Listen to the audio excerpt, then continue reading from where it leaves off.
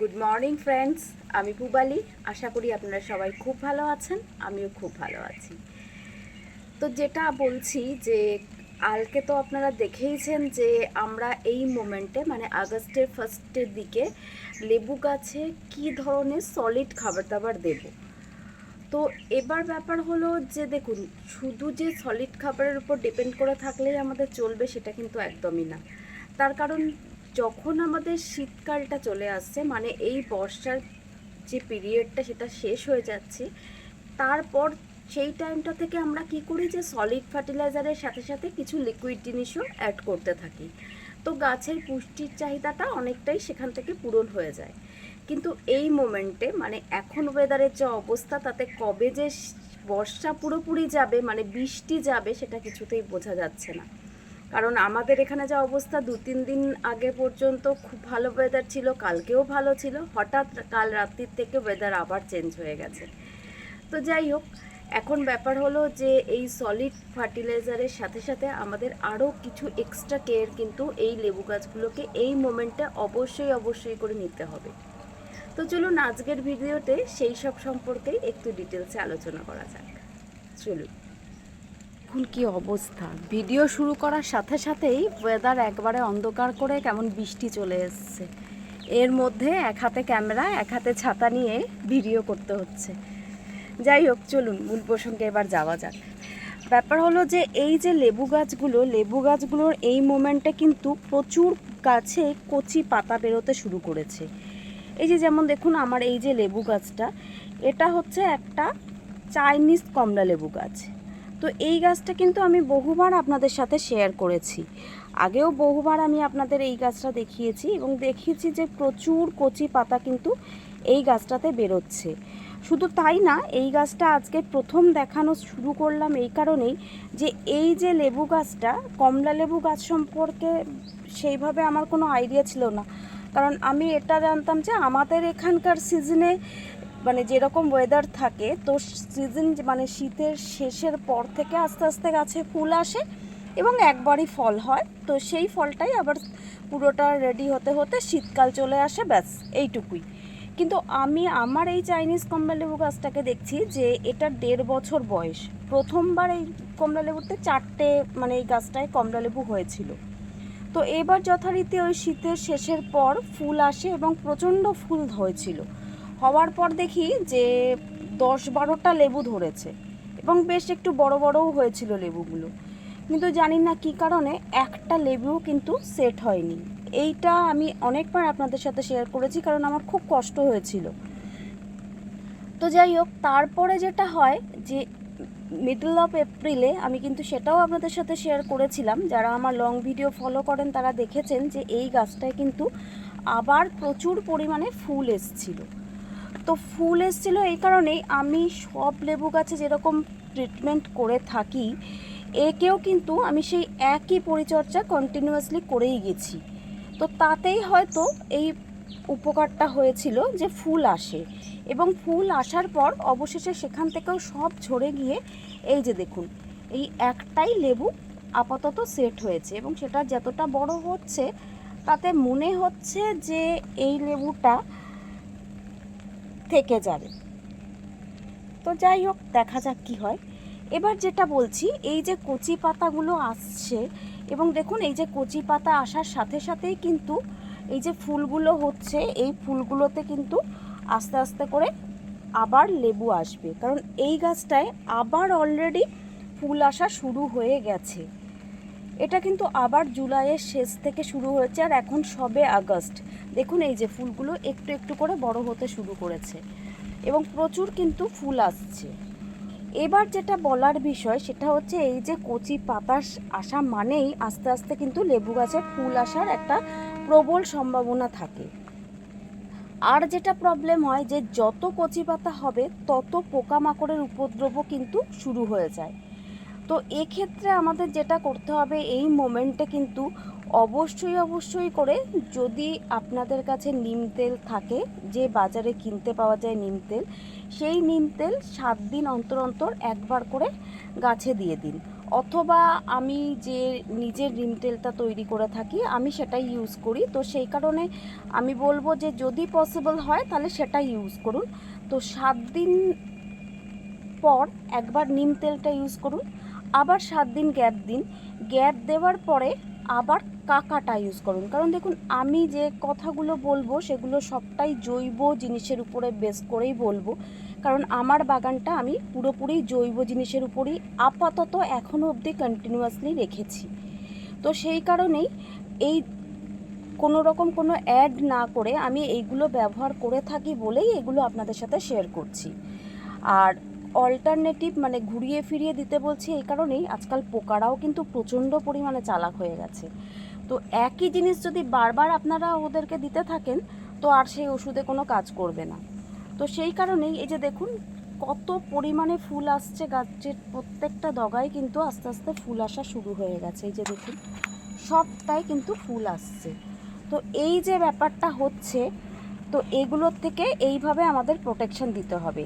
হ্যাঁ, এখানে আপনারা বলতে পারেন যে আমি যে ঘরোয়া কীটনাশকগুলো বলি যেমন রসুন লঙ্কা থেতো করে, সেটা অবশ্যই সেটাও কিন্তু ইউজ করতে পারেন। তবে ওই যে বললাম 7 দিন একটা দিলেন, 7 দিন পর আবার আরেকটা দিলেন, এইভাবে ঘুরিয়ে ফিরিয়ে এগুলো ইউজ করুন। তো ইউজ করলে কি হবে, পোকামাকড়ের উপদ্রব থেকে কিন্তু এই গাছগুলোকে আমরা পুরোপুরি প্রোটেকশন দিতে পারবো। তো এটা তো গেল একটা সাইড। এবার বলি যে দেখুন, এই লেবু গাছের সবথেকে বড় প্রবলেম হচ্ছে ডাইব্যাকের প্রবলেম। আর এই ডাইব্যাকটা কিন্তু বিশেষ করে বর্ষাকালে প্রচণ্ড পরিমাণে হয়। একটা করে ডাল হঠাৎ করে আস্তে আস্তে মরে যেতে থাকে এবং তারপর পুরো গাছটাই কিন্তু তার উপর একটা এফেক্ট পড়ে।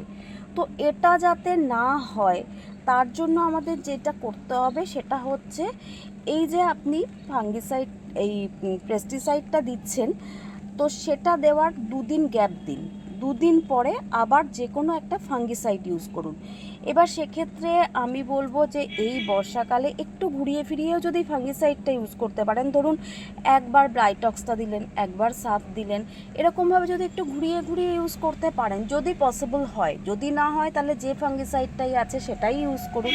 তবে যদি পসিবল হয় তাহলে একটু ঘুরিয়ে ফিরিয়ে মানে অল্টারনেটিভ করে যদি দেন, তাহলে কিন্তু গাছগুলো অনেক বেশি প্রোটেক্টিভ থাকবে এবং আপনিও কিন্তু খুব ভালো একটা রেজাল্ট পাবেন। যেটা আমি আমার এই লেবু গাছটা দেখে আশ্চর্য হয়ে যাচ্ছি বলেই আমি আপনাদের কাছে এটা বারবার বলছি। সত্যি বলতে কি, আমার একদমই কোনো ধারণা ছিল না যে কমলা লেবু গাছে একটা মানে বছরে এতবার ফুল আসতে পারে। অলরেডি 3বার আমার এই ছোট্ট গাছটায় ফুল চলে এলো। লেবু সেট আপাতত একটাই হয়েছে, জানি না এবার যে ফুলগুলো আসছে তার থেকে কোনো লেবু সেট হবে কি না, কিন্তু 3বার ফুল চলে এলো অলরেডি। তো আমরা জেনারেলি কি জানি যে মুসুম্বি লেবু পাতি লেবু, কাগজি লেবু, এই ধরনের লেবুগুলোকেই আমরা 12 মাসি লেবু গাছ বলে থাকি আমাদের এখানে। তো সেক্ষেত্রে কমলা লেবুও যে 12 মাসি হয়ে যাচ্ছে, এটা কিন্তু সত্যিই আমার কাছে একটু আশ্চর্যের ব্যাপার। তো যাই হোক, জানি না আমি যেরকম সব লেবু গাছের পরিচর্যা করি ওকেও সেটাই করছি বলে হচ্ছে কিনা আমি বলতে পারবো না, তবে হচ্ছে। তো এবার যেটা বলবো যে ফাঙ্গিসাইড আর পেস্টিসাইডের ব্যাপারটা তো আমি আপনাদের বলেই দিলাম যে কিভাবে ইউজ করবেন, কতদিনের গ্যাপে দেবেন। আর পরিমাপটা বলে দিই যে দেখুন, পেস্টিসাইড তো নিম অয়েল যদি বাজার থেকে কিনে নিয়ে আসেন তাহলে সেক্ষেত্রে যেখান থেকে কিনছেন সেখানে জিজ্ঞেস করে নেবেন, ওনারাই মাপ বলে দিতে পারবেন। অথবা বটলটার গায়ে কিন্তু দেওয়া থাকে কতটা 1 লিটার জলে মিক্স করবেন, সেই অনুযায়ী আন্দাজ করে নেবেন।